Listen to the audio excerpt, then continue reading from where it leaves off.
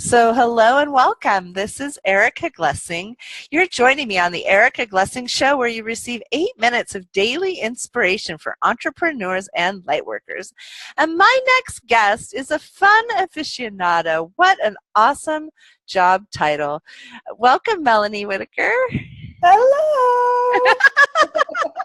Mel helps women build their self-esteem, burst through fear, and just really fall in love with their lives. And she's just so much fun to have around. I had to bring her in to chat with you today and just bring up your spirits. So Mel, why don't you tell me what made you attracted to having fun in your life? I know that sounds like a really weird question, doesn't it? But, I know. No, I've always been fun. I've always liked to go to the parties and the clubs and all of that.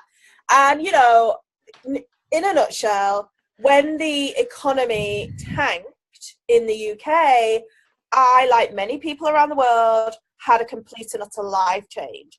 That life change meant I had to relocate. I was doing work I didn't enjoy. I was earning money that, quite frankly, was pitiful. And I'd lost a lifestyle. Now, when you like fun and you can't afford fun and you are not living in flow and what feels really good to you, you lose your va-va-voom. And I just was feeling very low. And then one day I decided to take myself on a workshop. And I saw this workshop which was teaching you how to make soaps and skincare. And you know what it made me realize? I've always worked in offices all my life.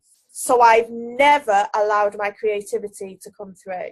By going to that workshop, not only did I make some really nice girly products that was lovely to use when I got home, but it made me think outside the box. And I felt so happy making the products that when I got home, I thought I should pursue this because I really enjoy it. I just want to pause and acknowledge, first of all, I think sometimes some of us will get ideas for workshops. I'm just putting it from that other person's point of view.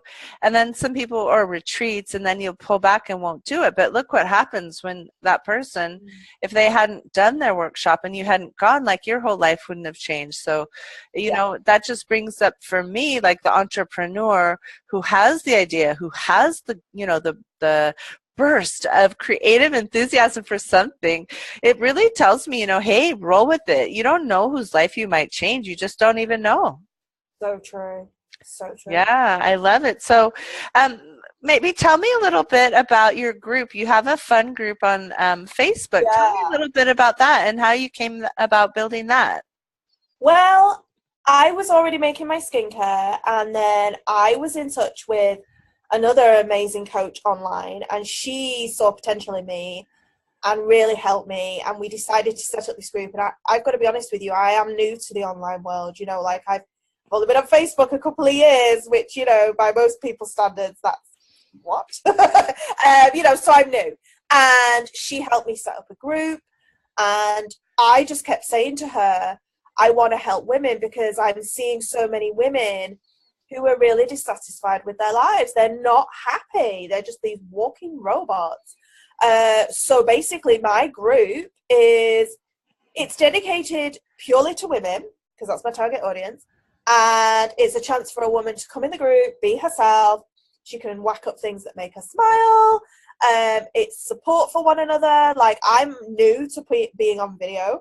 I've shared very vocally with my group. I'm scared of being on video. I don't come in like this shiny, put together human being because no one is.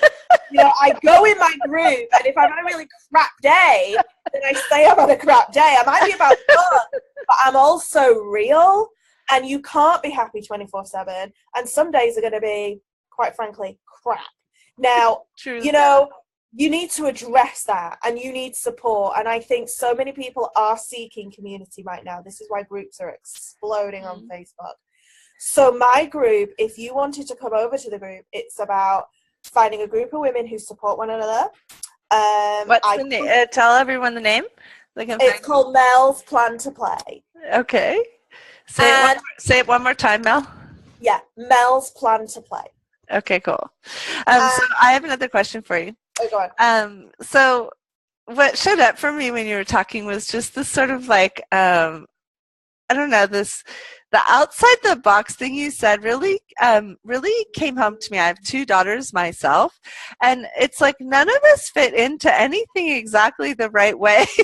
Like we're all radical rebels. So tell Yeah. me a little bit about that, living outside the box, and what that looks like, and how we can be that and still be kind of ourselves, even if we don't fit in. Oh my God. I absolutely love that question. Oh my God, I love it.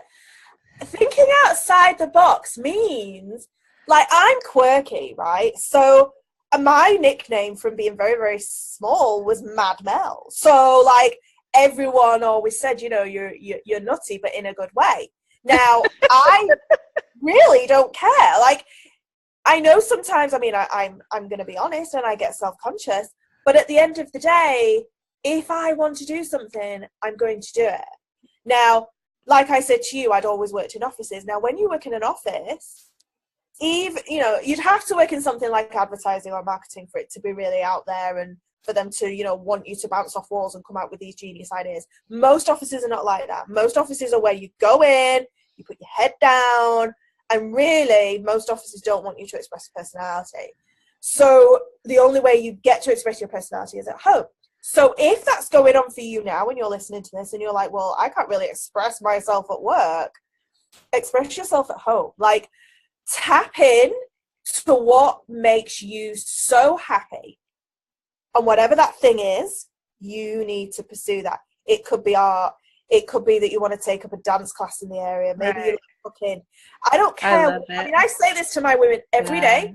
You have to do what makes you happy, and you don't need permission. That's don't right. toe the line. You need That's to right. do what your heart says. I call it a heart tug, because your heart is always talking to you. There you go. Listen, it's been so much fun. The time went by so fast. I know. Tell me one book that you liked that inspired you in your life, and then tell us a website where we can find you. Oh my God, one book that inspired me. Woo. Wow. Because I've not really read a lot of books recently. I'm really into a lot of the stuff you can get with Hayes House. So I remember Louise Hay wrote a book about, I think it was called You Can Change Your Life. Cool. And again, that's a mindset thing, isn't it? It's about believing in you, loving yourself. Yeah. Which fits my message as well. So Perfect. And then what's your, where can we find you? You can find me online. My website is www.melsplantoplay.com. Perfect. Thank you so much for coming. Thank you for having me. Awesome. See you soon. Bye. Bye.